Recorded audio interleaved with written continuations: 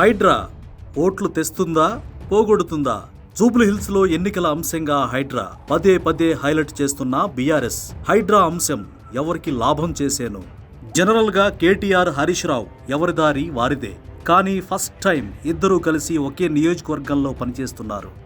జూబ్లీహిల్స్ ఉప ఎన్నికలో గెలవడానికి ఇద్దరూ ఒకే నియోజకవర్గంలో ఒకే అంశంపై వెళ్తున్నారు. దాన్ని పక్కన పెడితే దేశ ప్రజలంతా ఎవరి ఇళ్లలో వాళ్ళు దీపావళి సంబరాలు చేసుకుంటున్నారు.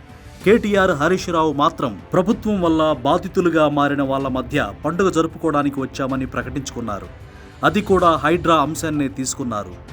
ఇది జస్ట్ కో ఇన్సిడెంట్స్ కాదు.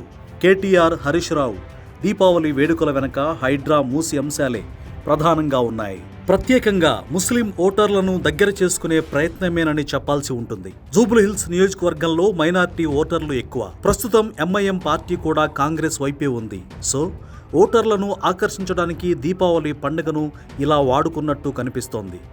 బండ్లగూడ హైదర్ షా కోర్టులో మూసీ ప్రభావిత ప్రాంతానికి వెళ్లి అక్కడ హైడ్రా గురించి ప్రస్తావించారు మాజీ మంత్రి హరీష్ రావు. పేదల ఇళ్లను కూల్చుతున్న హైడ్రా పెద్దల జోలికి ఎందుకు వెళ్లడం లేదని ప్రశ్నించారు. చిన్నారులకు టపాసులు పంచారు. అటు కేటీఆర్ కూడా సున్నం చెరువుకు వెళ్లారు. అక్కడ హైడ్రా బాధిత కుటుంబాల దగ్గరికి వెళ్లి దీపావళి జరుపుకున్నారు. వారి పిల్లలకు టపాసులు పంచారు. మొత్తంగా హైడ్రాను పెద్ద బూచిగా చూపిస్తోంది బీఆర్ఎస్ పార్టీ.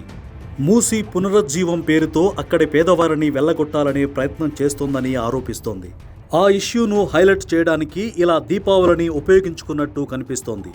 ఏదేమైనా పండుగను కూడా ఇలా రాజకీయానికి వాడుకోవడం తగదని హితవు పలుకుతోంది భారత చైతన్య యువజన పార్టీ. పేదల మధ్య పండుగ జరుపుకోవడం, అక్కడ పిల్లలకు టపాసులు కొనివ్వడం, వారికి భరోసా నింపడం వరకు ఓకే. కానీ రాజకీయ ఉపన్యాసాలే కాస్త ఎబ్బెట్టుగా ఉన్నాయని అభ్యంతరం చెబుతున్నారు బీసీవై పార్టీ అధ్యక్షులు బోడే రామచంద్ర యాదవ్.